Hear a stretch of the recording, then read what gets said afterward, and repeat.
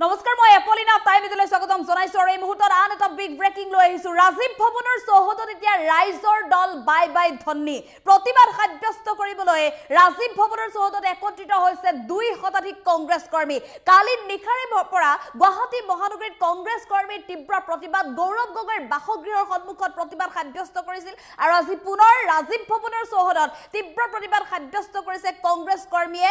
ৰাইজৰ দল অখিল গগৈৰ বিৰুদ্ধে লৈছে এই মুহূৰ্তত Time 8 big breaking. Rajiv Bhavanor শ কংগ্ৰেছ কৰ্মীৰ তীব্ৰ প্ৰতিবাদত উত্তাল হৈ পৰিছে এতিয়া ৰাজীৱ ভৱন ৰাইজৰ দল বাই বাই ধন্নিৰে উত্তাল হৈছে ৰাজীৱ ভৱনৰ চৌহদ দলগাঁৱৰ 200ৰো অধিক কংগ্ৰেছ কৰ্মীয়ে সাব্যস্ত কৰিছে তীব্ৰ প্ৰতিবাদ দলগাঁৱৰ পৰা 200ৰো অধিক কংগ্ৰেছ কৰ্মী ওলাই আহি প্ৰতিবাদ সাব্যস্ত কৰিছে দলগাঁও সমষ্টিত ৰাইজৰ দলৰ চালানী প্ৰাৰ্থী নিবিচাৰে দলগাঁৱৰ কংগ্ৰেছ কৰ্মীয়ে নিখা গৌৰৱ গগৈৰ বাসগৃহৰ সন্মুখতো কংগ্ৰেছ কৰ্মীয়ে সাব্যস্ত কৰিছিল প্ৰতিবাদ নিখাৰ প্ৰতিবাদৰ পিছতে আজি পুনৰ এতিয়া ৰাজীৱ ভৱন চৌহদত দেখিবলৈ পোৱা গৈছে তীব্ৰ প্ৰতিবাদী কাৰ্যসূচী দলগাঁৱৰ কংগ্ৰেছ কৰ্মীসকলে প্ৰতিবাদ সাব্যস্ত কৰিছে আৰু এই মুহূৰ্তত আপোনালোকে পুনে দেখিবলৈ পাইছে এক এক্সক্লুসিভ দৃশ্যাংশ ৰাজীৱ ভৱনৰ চৌহদত তীব্ৰ প্ৰতিবাদ সাব্যস্ত কৰিছে 2 শতাধিক কংগ্ৰেছ কৰ্মীয়ে 200ৰো অধিক কংগ্ৰেছ কৰ্মী এতিয়া ৰাইজৰ দলৰ বিৰুদ্ধে প্ৰতিবাদ সাব্যস্ত কৰিছে সমগ্ৰ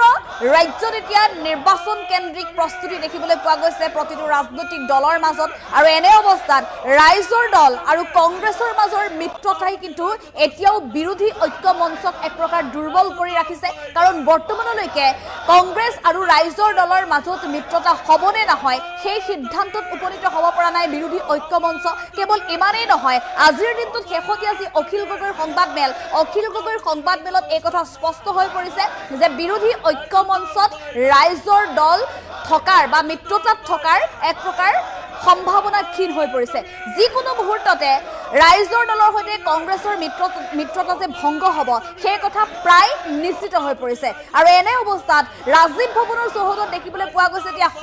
কংগ্ৰেছে প্ৰতিবাদ সাব্যস্ত কৰিছে ৰাইজৰ দলৰ বিৰুদ্ধে প্ৰতিবাদ সাব্যস্ত কৰিছে ৰাইজৰ দলক কংগ্ৰেছ কৰ্মীসকলে দলগাঁৱত নিবিচাৰে দলগাঁৱৰ পৰা কালি নিশাই আহিছে এটা বৃহৎ দল কালি গৌৰৱ গগৈৰ বাসগৃহৰ সন্মুখত প্ৰতিবাদ সাব্যস্ত কৰিছিল কংগ্ৰেছ কৰ্মীসকলে গৌৰৱ গগৈৰ বাসগৃহৰ সন্মুখত প্ৰতিবাদ সাব্যস্ত কৰি দাবী উত্থাপন কৰিছিল যে দলগাঁৱত কোনো কাৰণত ৰাইজৰ দলক প্ৰাৰ্থিত্ব প্ৰদান কৰিব নালাগে বিৰোধী ঐক্য মঞ্চত এফালে অখিল গগৈ ৰাইজৰ দল থাকিবনে নাথাকে সেই কথা এতিয়াও নিশ্চিত হোৱা নাই কাৰণ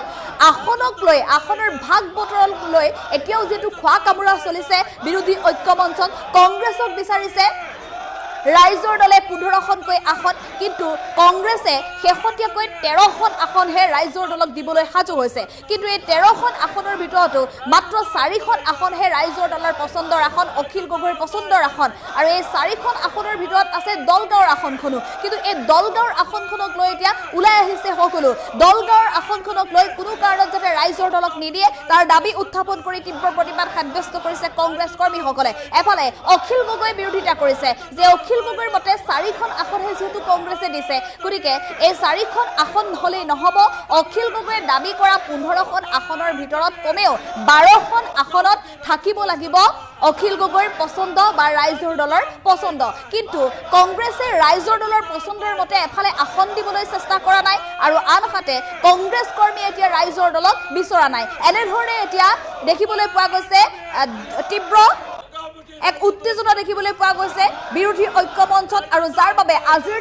দিনটোলৈকে মিত্ৰতা সন্দৰ্ভত কোনো শেষ সিদ্ধান্তত উপনীত হোৱা নাই আৰু ইয়াৰ বিপৰীতে ৰাজীৱ ভৱনৰ চৌহদত এতিয়া 2 শতাধিক কংগ্ৰেছ কৰ্মীয়ে প্ৰতিবাদ সাব্যস্ত কৰিছে অখিল গগৈৰ বিৰুদ্ধে প্ৰতিবাদ সাব্যস্ত কৰিছে ৰাইজৰ দলৰ বিৰুদ্ধে প্ৰতিবাদ সাব্যস্ত কৰিছে কোনো কাৰণত অখিল গগৈ ৰাইজৰ দলক যাতে বিৰোধী ঐক্য মঞ্চত সংযোগ কৰিলেও বা মিত্ৰতাত থাকিলেও কোনো কাৰণত যাতে দলগাঁৱৰ সমষ্টি ৰাইজৰ দলক নিদিয়ে বাৰে বাৰে দাবী উত্থাপন কৰি ৰাজীৱ ভৱন চৌহদ এনেধৰণে উত্তাল কৰা পৰিলক্ষিত হৈছে হাতে ৰাজীৱ ভৱনত হাতে এই সকল কংগ্ৰেছ কৰ্মীয়ে বেনাৰ পোষ্টাৰ লৈ বহিছে যে আমাৰ দাবী মানিবই লাগিব দলগাঁও সমষ্টি উদ্ধাৰ কৰক কংগ্ৰেছলৈ এই দাবী উত্থাপন কৰিছে আৰু যদি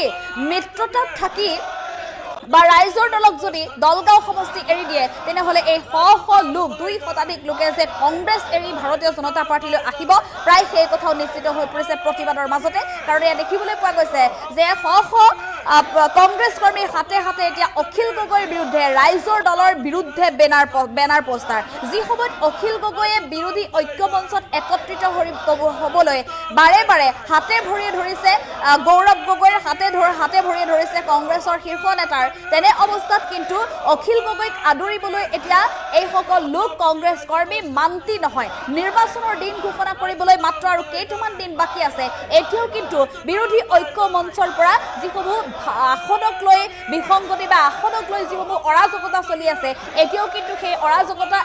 এতিয়াও সেই সংঘাত দূৰ হোৱা নাই প্ৰকৃততে কোন সমষ্টি কাৰ হাতত অৰ্পণ কৰিব বিৰোধী দলৰ হাতত সেই কথাও এতিয়া নিৰ্ধাৰণ কৰিব পৰা নাই যাৰ বাবে এনেধৰণে তীব্ৰ উত্তেজনা দেখিবলৈ পোৱা গৈছে আমি পুনৰ জনাইছো এই মুহূৰ্তৰ এটা বিগ ব্ৰেকিং ৰাজীৱ ভৱনৰ চৌহদত এনেধৰণে উত্তাল প্ৰতিবাদ সাব্যস্ত কৰিছে 2 শতাধিক কংগ্ৰেছ কৰ্মীয়ে একেলগে 2 শতাধিক কংগ্ৰেছ কৰ্মীয়ে প্ৰতিবাদত বহিছে ৰাইজৰ দলৰ বিৰুদ্ধে ৰাইজৰ দল বাই বাই ধন্দি দিছে ৰাইজৰ দলক কংগ্ৰেছে মিত্ৰতাত ৰাখিলেও দলগাঁও সমষ্টি যাতে কোনো কাৰণত এৰি নিদিয়ে তাৰ দাবী উত্থাপন কৰি প্ৰতিবাদ সাব্যস্ত কৰা পৰিলক্ষিত হৈছে হাতে হাতে ৰাইজৰ দল বাই বাই এনেধৰণে প্লে কাৰ্ড লৈ ৰাজীৱ ভৱনৰ চৌহদত প্ৰতিবাদত বহিছে এইসকল প্ৰতিবাদকাৰী কালি নিশাৰ ভাগত গৌৰৱ গগৈৰ বাসগৃহৰ সন্মুখত প্ৰতিবাদ সাব্যস্ত কৰিছিল প্ৰতিবাদকাৰীয়ে গৌৰৱ গগৈৰ বাসগৃহ ঘেৰাও কৰি প্ৰতিবাদ সাব্যস্ত কৰিছিল প্ৰতিবাদকাৰীয়ে গৌৰৱ গগৈৰ ওচৰত দাবী উত্থাপন কৰিছিল যে কোনো কাৰণত দলগাঁও সমষ্টি যাতে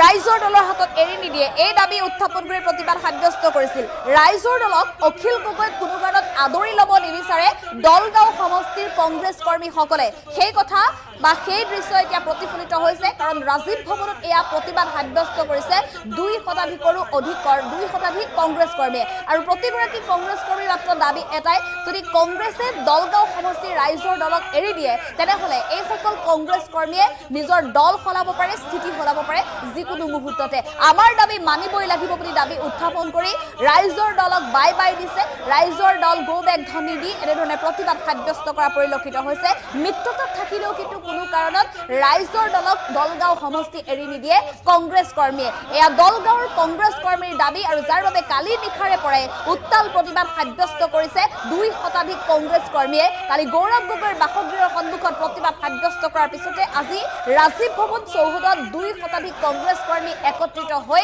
ৰাইজৰ দল বাই বাই ধনিৰে প্ৰতিবাদ মুখৰ কৰি তোলা পৰিলক্ষিত হৈছে আমি অখিল গগৈ নিবিচাৰোঁ কাৰণ অখিল গগৈ দলগাঁৱৰ লগত কোনো সম্পৰ্ক নাই ৰাইজ অখিল গগৈ যিটো প্ৰাৰ্থী দিছে আইজুৰ ৰহমান তেখেতৰ দলগাঁৱৰ লগত কোনো সম্পৰ্ক নাই তেখেত বাহিৰা এজন প্ৰাৰ্থী নাওবৈচা লখিমপুৰৰ প্ৰাৰ্থী তেওঁ অলৰেডি নিজৰ জেগাতে পৰাজয় হৈ আহিছে গতিকে দলগাঁৱত তেওঁৰ নিচিনা মানুহ জিকিব নোৱাৰে 5000 ভোটো নাপাব এনেকুৱা এটা অৱস্থা হৈ আছে যে দলগাঁও সমষ্টিখন মিত্ৰতাৰ ক্ষেত্ৰত ৰাইজৰ দলক প্ৰাৰ্থীটো দি দিব লাগে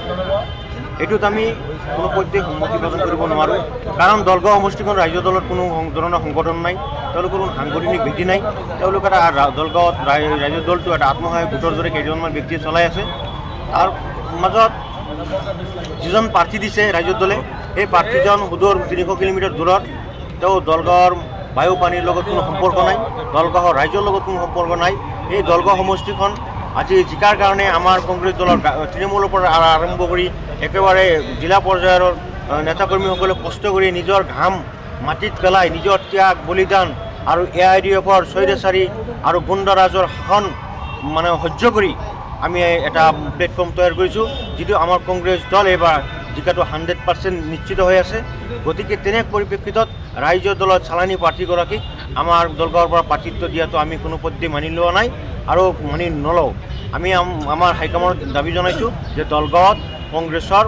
স্থানীয় প্ৰাৰ্থিত্ব দিব লাগে আৰু স্থানীয় প্ৰাৰ্থিত্ব দিলে আমি বিপুল ভোটত এইবাৰ জয়যুক্ত হ'ব পাৰিম আমাৰ দলগাঁও সমষ্টিত